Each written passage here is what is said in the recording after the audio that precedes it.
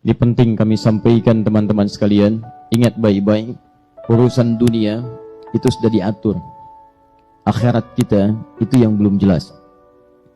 Kami beberapa waktu yang lalu menerima berita postingan dari saudara kami di Kairo di Mesir, menyampaikan sebuah kisah yang sangat indah. Jadi ada satu keluarga ini keluarga berada.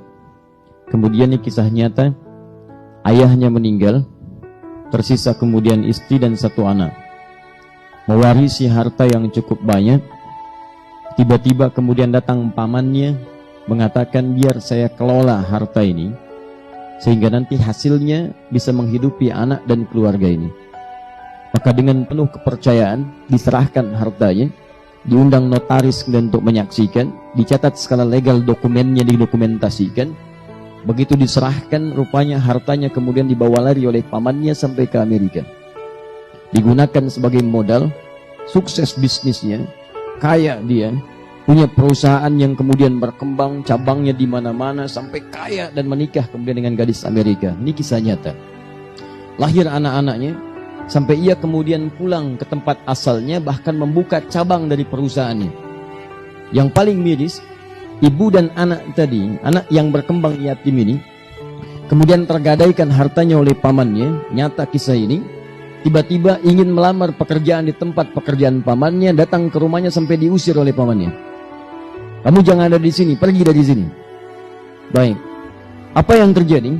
Setelah kemudian dia siapkan tempat tinggal yang cukup mewah, ia akan bawa keluarganya dari Amerika, istrinya dan anak-anaknya kemudian untuk datang ke tempat ia kemudian di situ telah bangunkan satu rumah yang sangat indah. 15 tahun berlalu dari peristiwa diambilnya harta itu, telah berkembang selama 15 tahun. Begitu tiba masanya kemudian jadi rumahnya sangat mewah dengan perusahaan aset yang sangat luar biasa banyaknya. Tibalah waktu kemudian keluarga besar di Amerika untuk datang ke tempat ia di situ. Saat datang, disiapkan waktu menjemput, berangkat kemudian ke bandara. Apa yang terjadi? Tiba di bandara dengan selamat, disambut dengan senyuman-senyuman yang paling indah. Di jalan kemudian disewakan mobil yang sangat luar biasa mahalnya untuk menjemput. Di perjalanan, ternyata sedang menuju pada takdir yang lainnya. Terjadilah kecelakaan yang besar pada saat itu. Wafat seluruh keluarga ini. Si paman tadi, dengan istri Amerika aja, dengan seluruh anak-anaknya, wafat seluruhnya. Anda tahu ketika wafat seluruhnya ini, tersisalah kemudian persoalan yang paling besar. Kepada siapa harta kemudian si paman ini atau si orang ini diwariskan. Ternyata tercatat dalam catatan dokumentasi notarisnya, ahli waris paman itu setelah diteliti seluruhnya, tidak ada kecuali hanya satu si yatim itu. Anak yatim yang tadi hartanya dibawa oleh si paman untuk menjadi modal. Ternyata ketika dilihat silsilah ahli warisnya, cuma tersisa si anak yatim ini satu-satunya ahli waris dari paman tadi.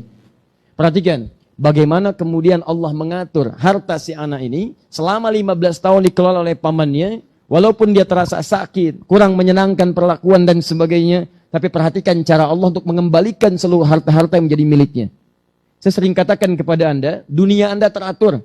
Harta Anda mencari dengan cara yang halal, sudah Allah siapkan rezekinya. Tidak akan tertukar.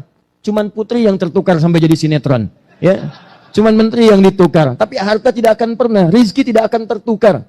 Akan diberikan sesuai dengan maslahat hidupnya sampai Anda wafat. Jadi kalau rezeki Anda belum terpenuhi, Anda nggak akan wafat. Demi Allah saya katakan, rezeki bersanding dengan kematian. Rezeki terpenuhi, baru datang ajal.